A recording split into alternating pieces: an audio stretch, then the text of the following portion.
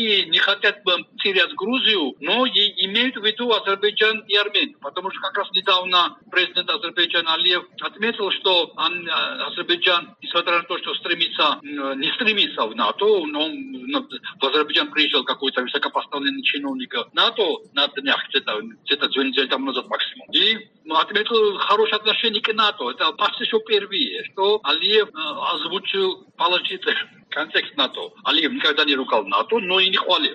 Как-то старался дистанцироваться. На этом фоне в тени России, можно сказать, и Азербайджан заявил свою, скажем, симпатию к НАТО. И это, думаю, что у НАТО есть далеко идущие, скажем так, планы. И во всем этом, в этой картине мешает неопределенная политика Грузии. Армения, Азербайджан, хотя они пока не имеют такое статусное положение, как в Грузии, они двигаются, в отличие от Грузии. Грузия стоит, а Азербайджан и Армения двигаются. Поэтому я думаю, что Рюте посчитал нужным отметить вот это движение и сообщить довольно корректно Грузии, что от Грузии ждут большего.